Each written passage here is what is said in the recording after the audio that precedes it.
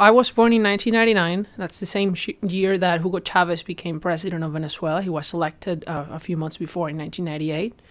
And ever since I was born, I was raised with a culture of my parents of entrepreneurs. They owned a gas station in central Venezuela in La Victoria, Estado Aragua. And we went from being a middle-class family that earned a few $1,000s a month to being very poor.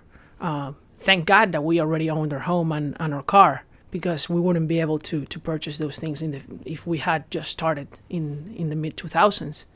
So my grandparents are from Italy and Spain, the parents of my both parents. From my dad's side, they're Italian. They immigrated to Venezuela in the late 50s, same with my mom's side. And they escaped Europe because Italy was destroyed by World War II and Spain by the Spanish Civil War. And Franco in Spain had actually imposed terrible government control measures, price controls. There were shortages of food in Spain. And my granddad actually sent money back to Spain and kept his family of over 7 siblings alive just with his remittances from Venezuela. Venezuela was like the American dream, where you could save your people in Europe while working hard and with no education. He didn't even finish primary school. He didn't get even 6th grade, my grandparents. It's funny that your grandparents fled Franco's Spain and Mussolini's Italy to ultimately end up in Venezuela. In Maduro's Venezuela. Yeah. And now they are all actually back in Europe. They have had to flee again. And my parents have had to flee again. And they fled to Spain. And I'm here in the United States. So you're how did you and your family get out of Venezuela? Because famously now there are blockades that prevent particularly poor people with no means. And they're trying to cross the border to get food, and hopefully we can talk about that a little bit. But how did your family escape? So first, I was the first person to leave, and it was because I wanted to come to the United States, and I had applied to colleges, and my university gave me a scholarship that I couldn't refuse, where I don't pay any tuition, and then I work on campus as well. And my parents left a year and a half later. They left in 2017, and they just sold everything they had.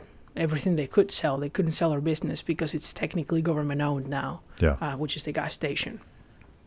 And they left with the few things that they could sell, and they set up shop in Spain, in Madrid. And they did it so it's easier because we have the Spanish citizenship, right? And because we had something to sell. And we had money for a flight ticket. Yeah. But not everybody has that. Now, it's legal to leave. It's not like Cuba yet that you're penalized from escaping the country. But I'm afraid that we're getting to that point, honestly. Yeah. And, I mean, there's a bunch of Venezuelan refugees in Colombia now. Is that right? Yeah, there's over 1.5 million. And it's very tragic because they come with extreme need. And they actually need the government to take care of them initially. Because they need healthcare, they have diseases, they need housing. What are they going to do? They need jobs. Yeah.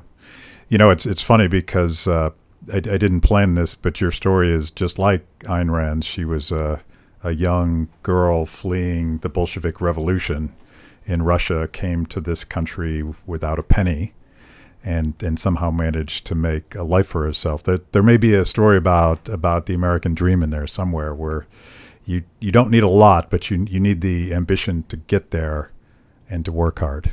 And that's what I love about this country.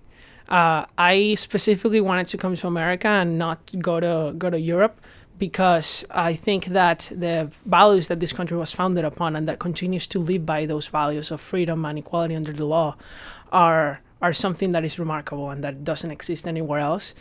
You don't have a huge community of people who are liberty lovers like in the United States anywhere else in the world.